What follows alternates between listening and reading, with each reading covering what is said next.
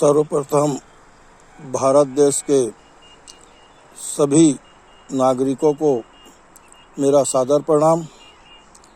मैं बबलू कसार राजनांदगांव छत्तीसगढ़ से भारत के एक नागरिक होने के नाते देश में विराजमान भारतीय जनता पार्टी की मोदी सरकार के मुखिया नरेंद्र मोदी जी से कुछ सवाल पूछना चाहता हूं। मोदी जी, कोरोना की इस महामारी में हमारे भारत देश के न युवाओं को वैक्सीन मिल रही है न बुजुर्गों को, और आपने जो तीसरी लहर के लिए जो वैक्सीन तैयार की गई थी उसे आपने पड़ोसी देशों को मुफ्त में दान में दे दिया।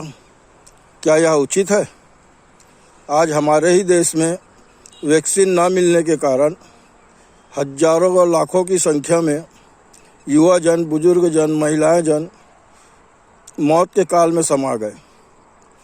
आपको थोड़ा सा भी इस चीज़ का अगर अंदेशा है तो अपनी इस गलती को सुधारते हुए आप भारत देश के समस्त नागरिकों से इस कृत्य पर माफ़ी मांगे एवं आप तीसरी लहर के लिए कोई रणनीति तैयार करें, जिससे आने वाली जो विपदा है उससे हम सभी मिलकर लड़ सके, उसे हरा सके। आपने आज तक जितने भी निर्णय लिए सब बेतुके निर्णय लिए हैं। आप एक तानाशाह शासक के रूप में राज कर रहे हो, जो कि पूर्ण रूप से अनुचित है। आपको इस तरह की अपनी रणनीति को तत्काल बदलना होगा।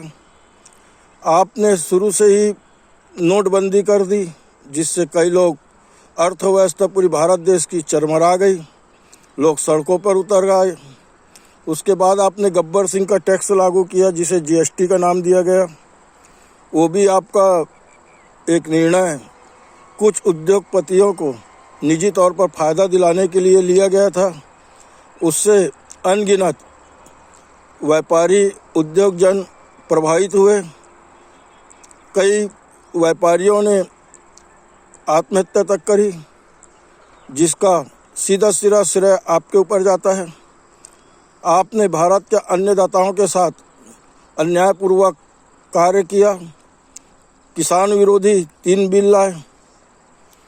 आज दिल्ली में हजारों की संख्या में कई किसान शहीद हुए, लेकिन आप अभी तक उनसे किसी प्रकार की कोई वार्ता नहीं की। क्या ये भारत देश के नागरिक नहीं है? ये मेरा सबसे बड़ा प्रश्न है।